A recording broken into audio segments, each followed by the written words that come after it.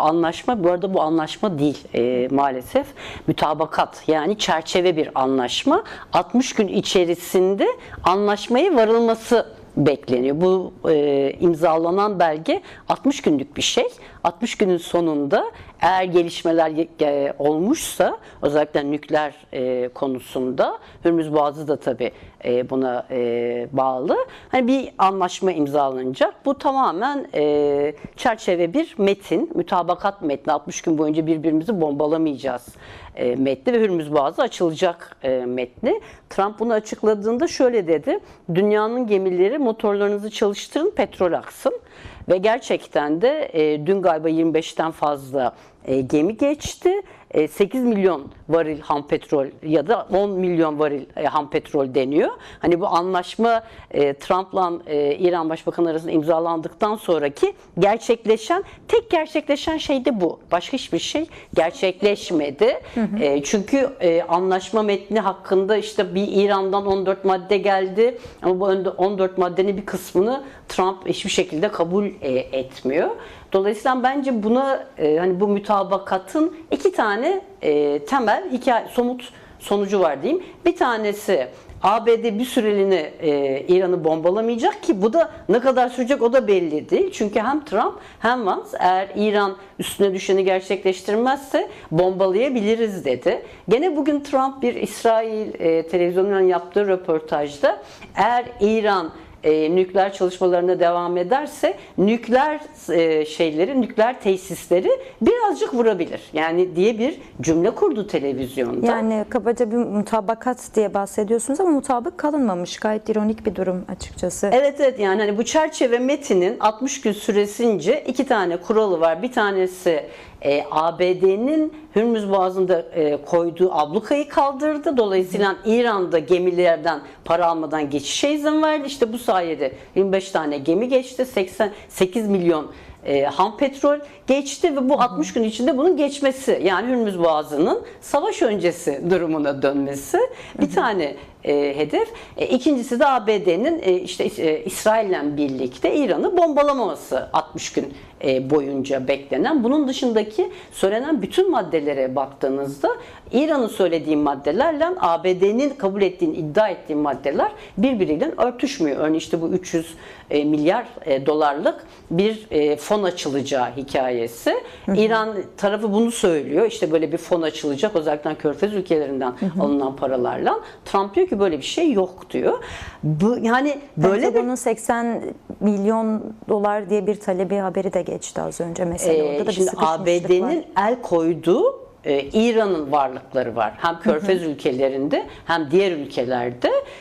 Bunun önce bir 18 milyarı bırakılacak dendi. Sonra 25 milyarı bırakılacak dendi. Bunun konusunda da çeşitli rivayetler var. 80 milyarla 100 milyar arası olduğu düşünülüyor. Yani bütün bu hikayede bir kere şeffaflık yok. O zaman ABD sıkıştı diyebilir miyiz? Çünkü artık pes etti gibi ifadeler de tartışılıyor. Daha iyi anlaşılması açısından da soruyorum size aynı zamanda. Başında söyledik ya, bitirecekti İran'ı işte 4 hafta içerisinde. Demek ki pes mi etti acaba? Ya da bu mutabakatın kazananı var mı? Barış oldu mu? Yani bu anlaşma, bu mutabakat ne anlam ifade ediyor? Daha geniş bir yerden. Bu mutabakatın iki tane temel sebebi var bence. Bir tanesi dünya ekonomisi. Yani IMF ve pek çok uluslararası parayla ilgilenen merkez dünyanın genel olarak büyüme oranının 3'ün altına düştüğünü söylediler. Bu savaş başlamadan önce 3.5'ti. 3'ün altına düştü ve eğer Hürmüz Boğazı kapalı kalmaya devam ederse 2,5'a düşecek dediler. Dünyanın büyüme oranı 2,5 olduğunda, en son 2007-2008 ekonomik krizinde gerçekleşmişti. Dünya büyük bir ekonomik krize giriyor. Bunun engellenmesi için bence hem yani sadece Körfez ülkeleri istemiyor bu savaşın bitmesini. Avrupa Birliği ülkeleri, Çin, Hindistan falan gibi büyüyen ülkelerin tamamı bu Hürmüz Boğazı'nın açılmasını istediler. Dolayısıyla en büyük baskı bence bu Hürmüz Boğazı'nın açılması üzerinden geldi. İkincisi de ABD'nin kendi içindeki siyaseti. Biliyorsun 14 Haziran'da Trump'ın doğum gününde aynı zamanda Krala Hayır eylemlikleri gerçekleşti. Milyonlarca insan sokağa çıktı. Çünkü Trump'ın iktidara getiren sloganlardan bir tanesi Biden'dan, yani demokratlardan seçim almasını sağlayan şey, ben benzin fiyatlarını düşüreceğim demişti. O zaman galiba 5 dolardı. Ben 4'e düşüreceğim dedi. 4'e düşürdü. Hürmüz Boğazı'ndaki sıkışmalardan sonra tekrar 5.5'e yani çıktı ve halk artık buna tepki gösteriyor. Yani biz bu savaşı istemiyoruz diyor. Dolayısıyla ABD'nin bu anlaşmayı, bu çerçeve metni imzalamasının bence iki tane ana sebebi var. Bir tanesi dünya ekonomisinin pek çok ülkeyi etkiliyor olması, bu Hürmüz Boğazı'nın kapalı olması ve işte hani 2 gün içerisinde dosyada da vardı. Petrol fiyatları 100'e kadar çıkmışken 80'e düştü. Mütabakat metni imzalandıktan sonra. Halbuki savaştan önce 70'ti. 70 dolardı. Hani böyle bir etkisi var. İkincisi de ABD'deki iç muhalefet. Kasım ayında erken ara seçimler olacak. Ara seçimlere giderken şu anda Trump çok ciddi şekilde sıkışmış durumda. Desteği %30-34'lere düşmüş durumda. Bu sıkışmışlık sadece kendi ülkesinde değil, aynı zamanda Avrupa ülkelerinden doğru da istediği destek verdi, göremedi gibi bir değerlendirme var.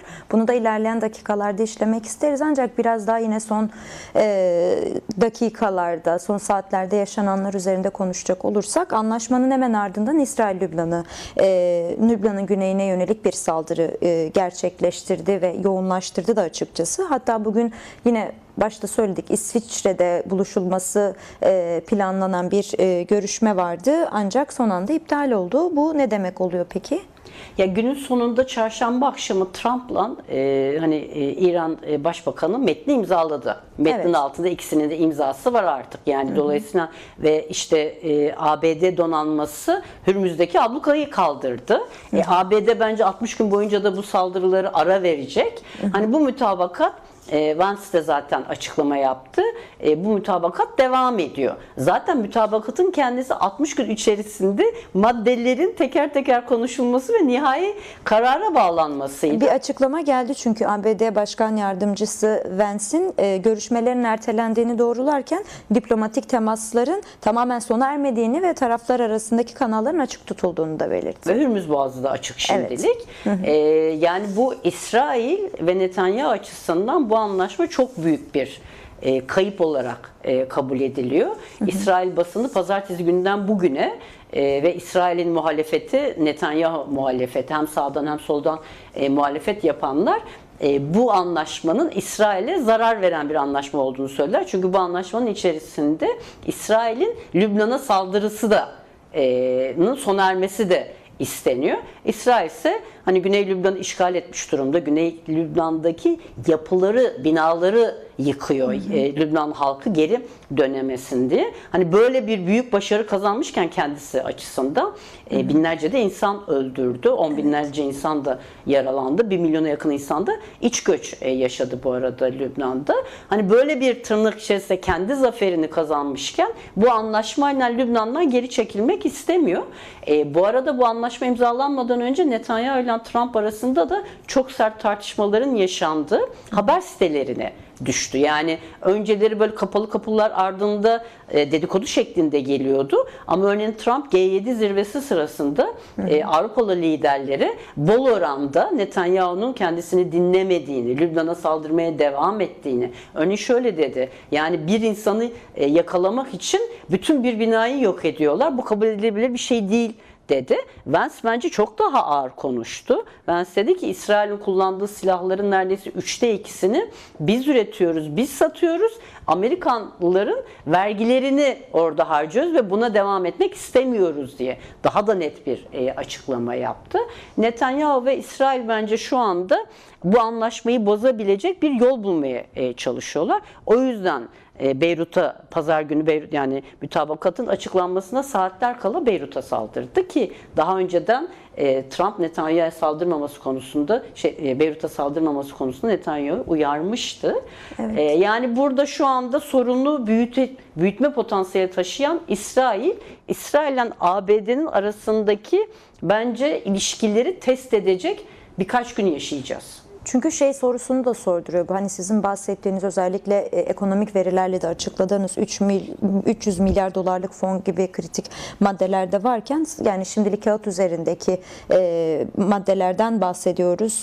Bununla birlikte yani İsrail'in sahadaki hamleleri karşısında ne kadar sağlıklı kalabilir mesela bu mutabakat metni? Çünkü İsrail'i ne ölçüde bağlayacak sorusunu da sorduruyor açıkçası bundan sonraki süreçte.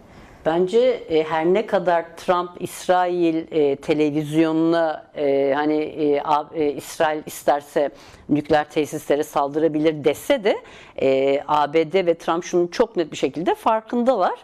Eğer saldırı devam ederse İran da Körfez ülkelerine saldırmaya devam edecek ve Körfez ülkelerinin bu saldırıları kaldırabilecek gücü kalmadı bence. Ekonomik olarak da kalmadı. Zaten askeri üslerin büyük çoğunluğunda çok ciddi tahribatlar olduğu da söyleniyor. Bir de unutmayalım 7-8 Temmuz'da Türkiye'de, Ankara'da NATO zirvesi gerçekleşecek. Evet. Şimdi İran'la savaşan bir ABD başkanının ve diğer liderlerin Ankara'ya gelme ihtimalleri bence yok. Çünkü her an bir tehlikeyle karşı karşıya bulunabilirler. O yüzden zaten bu 60 günlük bence mütabakat 14 Haziran'da imzalandı. Hem G7 zirvesine giderken Trump'ın elinde bir zafer, bir başarı hikayesi olması gerekiyordu. Yaptığı basın toplantısında bunun altını bayağı çizdi. Ben İran'da rejim değiştirdim dedi. Yani hani rejimi hiç değiştirmediğini çok ortada olmasına rağmen ben çok büyük bir iş başardım dedi. İşte Versay'da bu anlaşmayı Avrupa liderlerinin önünde imzaladı falan. Hani bütün bunlar için bu mütabakat metnine ihtiyacı vardı ve bunu çıkardı. Şimdi bence ABD ile İsrail'in hiçbir zaman bu kadar çok çıkarları birbirleriyle zıtlaşmamıştı. Bu kadar karşı karşıya gelmemişlerdi ve bence biz bunun ne tarafa gideceğini hep birlikte izleyeceğiz. Bu da Orta Doğu'nun da geleceğini bence belirleyecek. Çünkü kendisini artık bölgesel tek güç ilan etmiş bir İsrail zaten ne ABD açısından ne Orta Doğu'daki ve ülkeler açısından ne de Türkiye açısından bence iyi bir şey değil yani. Bu herkesi tehdit eden bir güç. Çünkü yeter ki kendisi ve ülkesi güvenlik çemberi içerisinde olsun algısıyla hareket eden bir yapılı devletten bahsediyoruz. Ben güvenlik demek istemiyorum. Ben işgal demek istiyorum. Ben saldırı demek istiyorum. Yani bunu İran, öngören bu tür İsrail'in değerlendirmeler var. Siyonist devleti İbrahim'i anlaşmalar vesaireler aslında o işgalin önünü açan kağıt parçasındaki anlaşmalar aslında bunun üzerinden biraz ironik konuşmaya çalıştım. Evet haklısın yani bu kadar saldırgan hiçbir zaman olamamıştı. En son ta Mısır'la savaş sırasında bunu başarabilmişti. Ondan beri hem Körfez ülkelerinin baskısı hem Türkiye'nin de bence baskısı yüzünden hiçbir zaman bu kadar güçlü bir işgal haline gelememişti. Zaten Trump da gene Cenevre'de G7 zirvesinde yaptığı bir konuşmada Trump olmasaydı İsrail bu kadar güçlü olamazdı. Netanyahu şu anda hayatta olamazdı diye konuşma yapmasının sebebi de bu. Yani evet. Trump gibi otoriter, sağcı, işgalci, emperyalist bir kişinin ABD'nin başkanı olması sayesinde Netanyahu hem Gazze'de 2 seneyi aşan bir soykırımı sürdürebiliyor. Hem Lübnan'ın güneyini işgal etmiş durumda. Hem biliyorsunuz Suriye'nin de güneyini işgal etmiş durumda.